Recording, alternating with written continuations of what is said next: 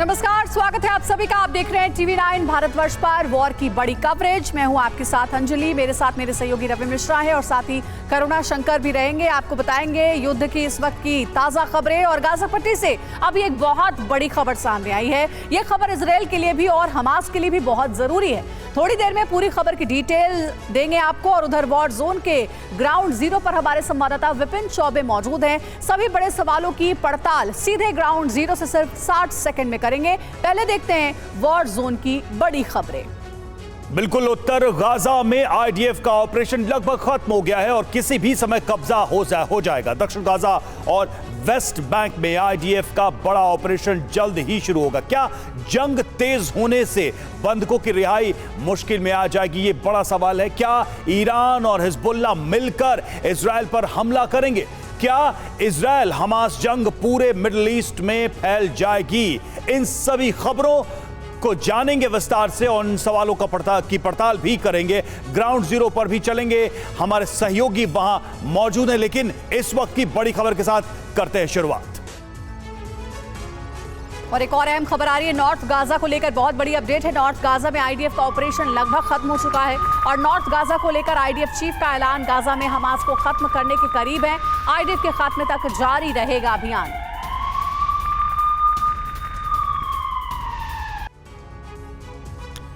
तो देखिए, Israeli defence force की तरफ से यह दावा किया जा रहा है कि उत्तरी गाजा पर कभी भी पूरी तरह से यानी कि फुल कंट्रोल हो सकता है। तो आखिरी दौर में उत्तर गाजा की लड़ाई पहुंच गई है। यह संकेत साफ है बयानों के जरिए।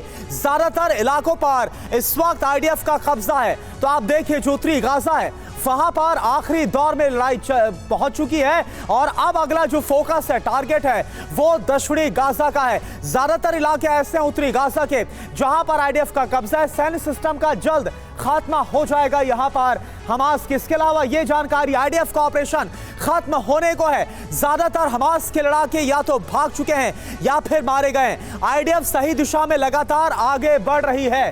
गाजा में ऑपरेशन जारी रहेगा, यह बात भी आईडीएफ की तरफ से क्लियर की गई। उत्तरी गाजा के बाद अब आगे क्या होगा, यह भी एक बड़ा सवाल है। जो आप देखिए, रेड कलर में दक्षिणी गाजा ब्लिंक होता हुआ आपको नजर आ रहा है। दक्षिण गाजा में ऑपरेशन शुरू हो सकता है और सबसे पहले एयर स्ट्राइक के साथ यहां पर शुरुआत होगी। खान यूनिस पर एयर स्ट्राइक का अलर्ट जारी कर दिया गया है। यहां पर लोगों से खान यूनिस का इलाका छोड़ने के लिए कहा गया है। पर्चे तक यहां पर खान यूनिस में गिराए गए हैं, जैसा उत्तरी गाजा में हमने देखा था। एयर स्ट्राइक के बाद ग्राउंड ऑपरेशन चलाया जाएगा। दक्षिणी गाजा में मुश्किलें अब क्या आने वाली हैं, यह भी आपके लिए समझना जरूरी है। ज्यादा सेना की जरूरत होगी, वायु, समुद्री, थल सेना की जरूरत होगी। अच्छी प्लानिंग करनी होगी, ज्यादा रसद सामग्री की दक्षिणी गाजा के युद्ध के लिए जरूरत पड़ेगी। युद्ध बहुत लंबा भी चल सकता है, ज्यादा लोगों की जान जा सकती है, क्योंकि यहां पर तमाम जो लोग हैं वो उत्तरी गाजा से भी शिफ्ट हुए हैं। दक्षिणी गाजा में अभी करीब 15 लाख की संख्या में लोग हैं। और चलिए सीधा रुख करते हैं वॉर जोन का। और इस वक्त हमारे साथ टीवी 9 भारतवर्ष के संवाददाता विपिन चौबे मौजूद हैं। इनसे 60 सेकंड में जानते हैं, विपिन, उत्तर गाजा में ऑपरेशन खत्म होने के बाद दक्षिणी गाजा पर अटैक होगा, अब इसको लेकर क्या इंफॉर्मेशन आ रही है?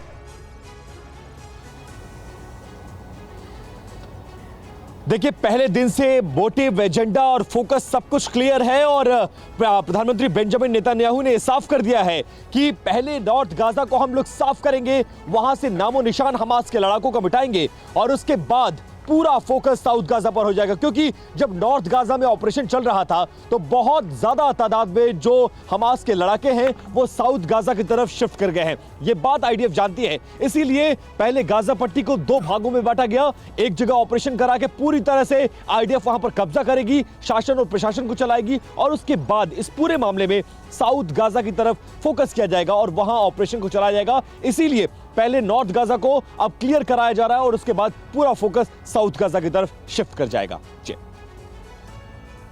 तो बिल्कुल विपिन, अब जो पूरा फोकस है वो साफ तौर पर साउथ गाजा की तरफ नजर आ रहा है और वहां पर खान यूनिस के इलाके पर पर्चे भी गिरा दिए गए हैं ऑपरेशन की शुरुआत से पहले। एक और बड़ी खबर रवि। बिल्कुल अगली बड़ी खबर की तरफ बढ़ते हैं। देखिए, गाजा पट्टी में इजरायली सेना और अल कुद्स के बीच भीषण जंग चल रही है। अल कुद्स लड़ाकों ने आईडीएफ के सैन्य वाहनों पर हमला किया है। अल कुद्स ने हमले का वीडियो भी जारी किया है। तो गाजा पट्टी में आईडीएफ अल कुद्स के बीच ये जंग और इस हमले का अल कुद्स की तरफ से वीडियो भी जारी किया गया है।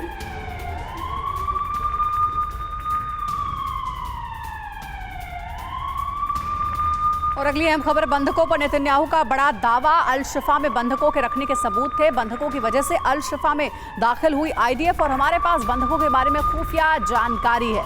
तो नेतन्याहू का ये दावा है बंधकों को लेकर के कि बंधकों से जुड़ी सारी जानकारी है। शिफा में बंधकों के होने के सबूत मिले थे।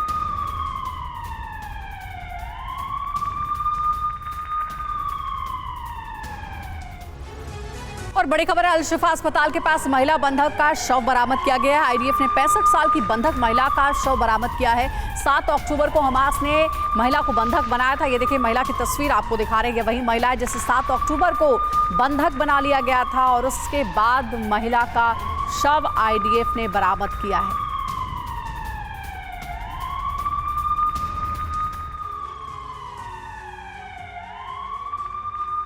और कल पीएम नेतन्याहू के वॉर कैबिनेट की बैठक हुई। तेल अवीव के किरिया में हुई वॉर कैबिनेट की बैठक। जी हां, बैठक में सेना के बड़े अधिकारी मौजूद रहे। इजरायल प्लान पर मतभेद कैबिनेट में देखने को मिला, यानी कि डिफरेंस ऑफ ओपिनियन भी यहां पर देखने को मिला। कुछ लोगों की राय अभी तक की वॉर स्ट्रैटेजी को लेकर अलग है। खासकर जो फाइनेंस मिनिस्टर जो कि वॉर कैबिनेट का हिस्सा रहे हैं, उन्होंने अपनी राय अलग दी है अभी तक की युद्ध नीति को लेकर। और एक और बड़ी खबर, इजराइल की एयरफोर्स वॉर प्लान को तैयार कर रही है। पूरे मिडिल ईस्ट में कहीं पर भी स्ट्राइक करेंगे। अब निशाने पर ईरान है, हिजबुल्लाह है, या आईडीएफ की तरफ से कह दिया गया है। इजराइल के एयरफोर्स के चीफ मेजर जनरल टोमेर बार का ये जंगी ऐलान हिजबुल्लाह और ईरान के खिलाफ डायरेक्ट। इजराइल कदम पीछे नहीं खींचेगा, या आईडीएफ ने अपनी मंशा जाहिर की है। गाजा के बाहर भी अब हमला करेंगे, ईरान की धमकियों का जवाब देंगे। हमास की तरह होगा हिजबुल्लाह का भी खात्मा। ये भी बहुत बड़ा बयान।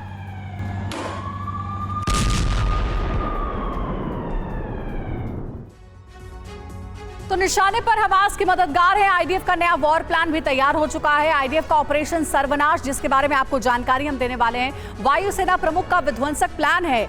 और प्लान क्या है? मेजर जनरल टोमेर बार का ऐलान है, ईरान हिजबुल्लाह भी नहीं बचेगा। ऐलान में ये कहा गया है बिल्कुल पूरे मिडिल ईस्ट में एयर स्ट्राइक करेंगे, ये उनकी स्ट्रैटेजी। पूरे मिडिल ईस्ट में एक के बाद एक एयर स्ट्राइक की प्लानिंग है। और ये जो बमबारी है ये पूरे मिडिल ईस्ट में संभव है, उन्होंने इससे इनकार नहीं किया है। हमास के मददगारों का अंत करेंगे, चुन चुनकर दुश्मनों का सफाया करेंगे, ये सीधे तौर पर उन्होंने कह दिया है, संकेत दे दिया है कि युद्ध और बड़ा होने वाला है और जितने भी इजराइल के दुश्मन हैं उन पर हमला किया जाएगा। जी हां, ईरान हिजबुल्लाह की धमकी है कि आईडीएफ के हमलों से युद्ध और फैलेगा। साथ ही कहा गया है कि नया मोर्चा भी खुलने वाला है और हिजबुल्लाह नसरुल्लाह ने जंग की चेतावनी दी है। ईरान हिजबुल्लाह भी इसका जवाब देगा और अब गाजा से बड़ा युद्ध होगा, इजराइल को तबाह कर देंगे। ये धमकी, चेतावनी ईरान हिजबुल्लाह की ओर से दी गई है इजराइल को। और इस बीच एक और अहम खबर आ रही है, उसका रुख करेंगे। खबर यह है कि सीरिया में इजराइल का बड़ा हमला हुआ है। दमिश्क के पास आईडीएफ की स्ट्राइक, जानेब मस्जिद के पास बमबारी हुई है। जानेब मस्जिद के पास ईरान हिजबुल्लाह का ठिकाना बर्बाद हो चुका है। सीरिया में इजराइल का बड़ा हमला हुआ है, जिसके बारे में जानकारी आपको दे रहे हैं। दमिश्क के पास आईडीएफ ने बड़ी स्ट्राइक की है और इस स्ट्राइक में काफी नुकसान पहुंचा है। जानेब मस्जिद के पास बमबारी हुई है। तो पूरे मिडिल ईस्ट में युद्ध इस वक्त छिड़ा हुआ है और इजराइल अब किसी को नहीं छोड़ेगा, ये खबर मिल रही है। 4 देशों में एयर स्ट्राइक एक साथ हुई है और ये देश हैं सीरिया, लेबनान पर हमले हो रहे हैं। दमिश्क पर आईडीएफ की स्ट्राइक हुई है। जानेब मस्जिद के पास बमबारी की गई और मस्जिद में लड़ाकों का हेडक्वार्टर है, ये जानकारी दी गई है। बिल्कुल, देखिए मस्जिद में लड़ाकों का हेडक्वार्टर है, ये जानकारी सामने आ रही है। और ईरान हिजबुल्लाह का कैंप इसमें तबाह हुआ है। बडालिया इलाका धुआं धुआं हो गया। लेबनान में हिजबुल्लाह पर वार और हिजबुल्लाह के 17 ठिकाने इस हमले में तबाह हुए हैं। हूती पर भी हमले की तैयारी है। यमन में हूती के ठिकाने टारगेट पर हैं। गाजा में भी वायुसेना की बमबारी लगातार चल रही है। तो ये देखिए वो इलाके जहां पर अलग अलग जगहों पर हमला किया जा रहा है आईडीएफ की तरफ से। तो गाजा से बाहर आखिर हमले क्यों, इसकी वजह जानिए। दरअसल हमास की जड़ों का खात्मा करने का प्लान है, सप्लाई लाइन का अंत करने का प्लान है। कई देशों में फैला हुआ है हमास, जो कि फिर से खतरा बन सकता है। तो फिर खतरा बनेगा हमास, और इसलिए ये बड़ी तैयारी इजराइल कर रहा है। इस बीच एक और अहम खबर है। गाजा के अल कुद्स अस्पताल के पास एक कार बरामद की गई है और कार में हथियारों का जखीरा मिला है। 7 अक्टूबर के हमले में इस्तेमाल हुए थे ये हथियार, जो कि कार से बरामद किए गए हैं। ये बड़ी खबर आपको दे रहे हैं। अल कुद्स अस्पताल के पास एक गाड़ी मिली है और कार में हथियार मिले हैं। हथियारों का जखीरा कार में मिला है। 7 अक्टूबर के हमले में ये हथियार इस्तेमाल हुए थे।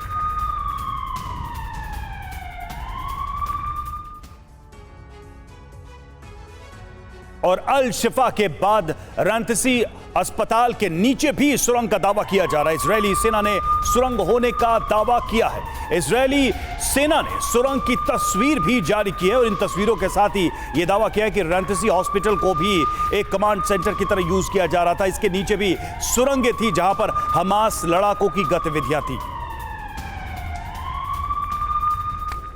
और बड़ी खबर, आईडीएफ ने पकड़ा हथियारों का जखीरा। बच्चों के बेड में मिले हैं घातक हथियार और आईडीएफ ने स्कूल के पास से हथियारों की बरामदगी की है। स्वॉर्ड्स ऑफ आयरन ऑपरेशन के तहत ये एक्शन लिया गया है।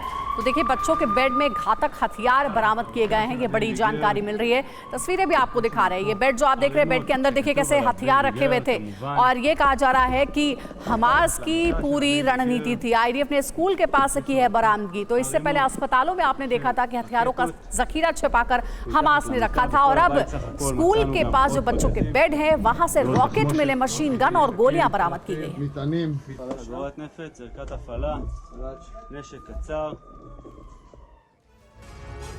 जी हाँ, तो जो तस्वीरें जारी की गई हैं, देखिए बच्चों के बेड में रॉकेट्स मिले हैं। क्या क्या मिला है जल्दी से ये भी हम आपको बता दें। हथियारों का जखीरा मिला, इसमें करीब 1 दर्जन रॉकेट बरामद किए गए। कई AK-47 मशीन गन भी मिली हैं। काफी संख्या में ग्रेनेड भी बरामद किया गया है और कई दूसरे हथियार भी मिले।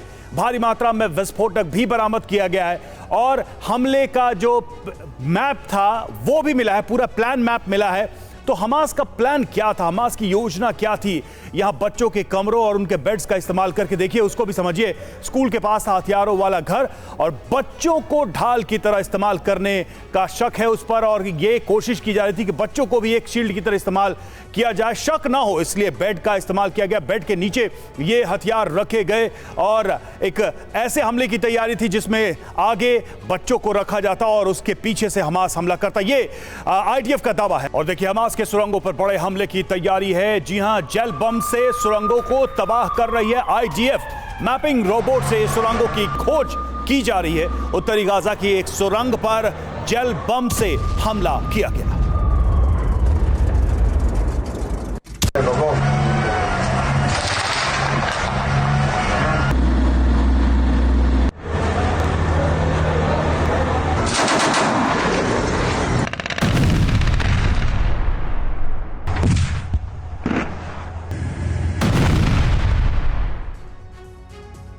तो सुरंग में हमास और जेल बॉम्ब से विनाश। अब इससे जुड़ी इंफॉर्मेशन, ये पहली स्ट्रेटेजी जो सामने आई इजराइल की, वो ये है कि मैपिंग रोबोट से सुरंग का पता लगाया जाता है और सुरंग में हमास लड़ाकों की खोज की जाती है। दूसरी स्ट्रेटेजी इजराइल की, विस्फोटक जेल से सुरंग भर दी जाती है और डेटोनेटर से बड़ा धमाका किया जाता है। साथ ही सुरंग में हमास के लड़ाकों की खोज लगातार चलती है और इस जेल बॉम्ब का इस्तेमाल किया जाता है, डेटोनेटर से धमाका किया जाता है। जरूरी बातें समझें, सुरंगों की खोज के लिए हथियारों का इस्तेमाल नहीं किया जा रहा है और ये अलग स्ट्रैटेजी अपनाई जा रही है।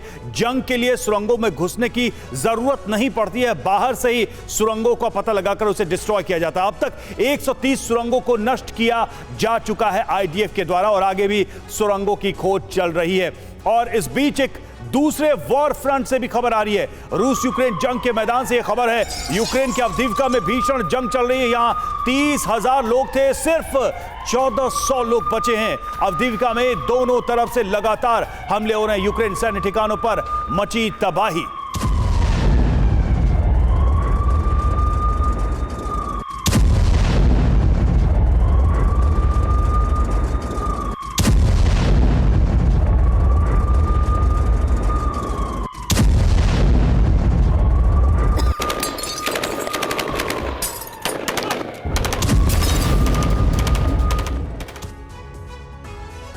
जंग में रूस को बड़े नुकसान का दावा किया जा रहा है। अभी भी हर दिन मारे जा रहे हैं 500 से 1000 जवान, और इस वक्त अवदीवका में सबसे खतरनाक जंग चल रही है।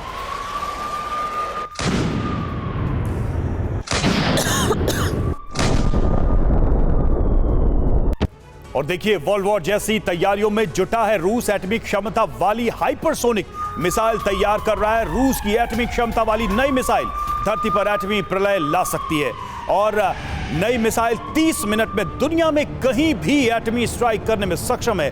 रूस का दावा क्या है? कोई भी डिफेंस सिस्टम एटमी तबाही को नहीं रोक पाएगा, यह कहना है रूस का। उल्कापिंड जैसी तबाही मचा सकती है एवनगार्ड मिसाइल, ये दावा है रूस का।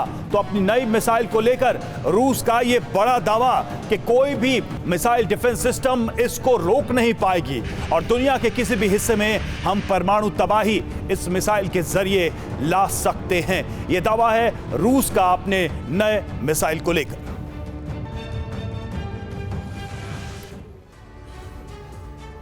जी हां, तो रूस का विश्व विनाशक हथियार, जरा नजर डालते हैं बड़ी बातों पर। तो उल्कापिंड हाइपरसोनिक मिसाइल, जी हां, एवनगार्ड की हम बात कर रहे हैं। इसका मतलब है एटमी प्रलय। इंटरकॉन्टिनेंटल मिसाइल है एवनगार्ड, यानी कि दुनिया के किसी भी हिस्से तक वो जा सकता है, मार कर सकता है। ध्वनि से 27 गुना रफ्तार, मैक 27 इसकी रफ्तार जबरदस्त, और एटमी क्षमता करने में भी ये सक्षम है, यानी कि न्यूक वॉरहेड्स को भी ये कैरी कर सकता है। 30 मिनट में दुनिया में कहीं भी हमला करने में ये सक्षम है एवनगार्ड, जिसकी हम बात कर रहे हैं। रूस का एक नया विनाशकारी हथियार, किसी भी लोकेशन पर अटैक करने में ये मिसाइल सक्षम है एवनगार्ड। और आपको बताएं कि रफ्तार इसकी 32,000 किलोमीटर प्रति घंटे की है। जबरदस्त रफ्तार के साथ यह हमला करेगा। 6,000 किलोमीटर रेंज की एटमी मिसाइल है ये। 6,000 किलोमीटर तक ये मार कर सकता है, डिफेंस सिस्टम की पकड़ से बाहर। यह भी दावा है रूस का कि कोई भी डिफेंस मैकेनिज्म इसे ट्रैक नहीं कर पाएगा। एवनगार्ड की रेंज में अमेरिका और यूरोप के देश भी आएंगे, और वहां भी हमला करना बहुत आसान हो जाएगा। उल्कापिंड जैसा हमला करेगा, और वैसी ही तबाही मचेगी इस मिसाइल से, इस हथियार से। एटमी हमले की क्षमता कई गुना बढ़ गई है इस मिसाइल के जरिए, और दुश्मनों का खात्मा करने की क्षमता है इस मिसाइल एवनगार्ड में, जिसका दावा रूस की तरफ से किया जा रहा है। इसका प्रहार यूएस यानी अमेरिका भी नहीं रोक पाएगा। अमेरिका के पास भी ऐसे सिस्टम नहीं है जिससे इस मिसाइल के हमले को रोका जा सके। दुनिया के सभी डिफेंस सिस्टम इसके आगे फेल हैं। दुनिया के किसी भी डिफेंस सिस्टम के लिए इसे ट्रैक करना, डिस्ट्रॉय करना मुश्किल है। यह दावा है रूस का एवनगार्ड को लेकर। और अहम खबर है, खैरसोन में रूस का जोरदार हमला हुआ है। रूसी हमले में एक नागरिक की मौत हो गई है। हवाई हमलों में 4 लोग घायल बताए जा रहे हैं। तो देखिए, हवाई हमला हुआ है जिसमें 4 लोग घायल बताए जा रहे हैं, और एक नागरिक की मौत भी हो गई है।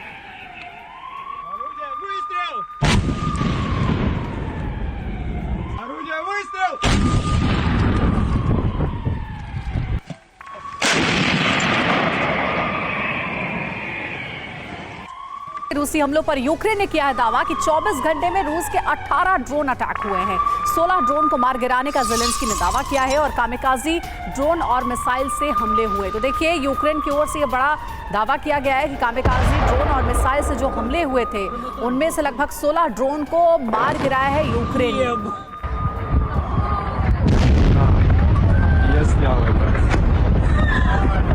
क्रीमिया में यूक्रेन ने भेजे हैं ड्रोन। 3 यूक्रेनी ड्रोन को गिराने का दावा, और ब्लैक सी फ्लीट को टारगेट कर हमला किया गया है। तो ब्लैक सी में यह हमला किया गया था। क्रीमिया में यूक्रेन ने ड्रोन भेजे थे, और वहां पर अटैक की साजिश थी। 3 यूक्रेनी ड्रोन को गिराने का दावा रूस की ओर से किया गया। ब्लैक सी फ्लीट को टारगेट कर यह हमला किया गया था।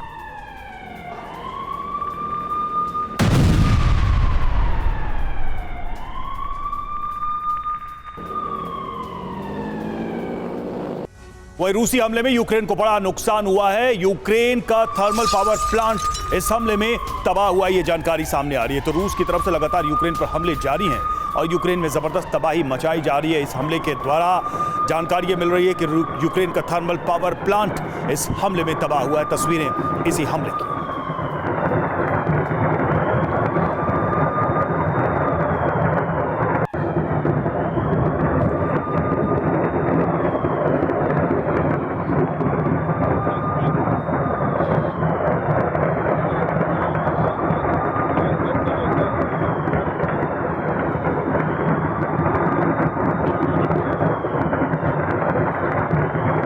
छत्तीसगढ़ के सीएम भूपेश बघेल ने वोट डाला है। वोटिंग के बाद भूपेश बघेल का बयान सामने आया है। छत्तीसगढ़ में हम 75 सीट जीत रहे हैं, ये छत्तीसगढ़ के मुख्यमंत्री का दावा है। यहाँ एक तरफा मुकाबला है, तो सीएम बघेल का ये बयान, छत्तीसगढ़ में वोटिंग हो रही है और इस बीच मुख्यमंत्री भूपेश बघेल की ओर से ये बड़ा बयान आया है। 15,000 रुपया साल का देंगे। राजधानी में लगातार मारपीट की घटनाएं घट रही है। राजधानी में मारपीट की घटनाएं घट रही है। कल भी युवा कांग्रेस के जो अध्यक्ष थे उनका सर फोड़ दिया गया। इस प्रकार की घटनाएं क्यों? भारतीय जनता पार्टी लगातार हिंसा में उतारू है। ये संकेत है कि भारतीय जनता पार्टी बुरी तरह से पराजित है।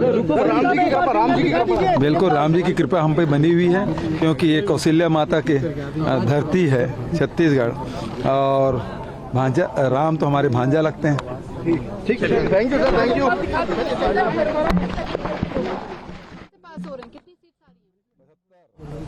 उससे कम नहीं है। यहाँ मामला एक तरफा है, किसी लड़ाई उड़ाई नहीं है, क्योंकि यहाँ के ये लड़ाई जो है वो यहाँ के कांग्रेस के कार्यकर्ता, यहाँ के किसान, यहाँ के मजदूर, यहाँ महिलाएं, युवा सब लड़ाई लड़ रहे हैं।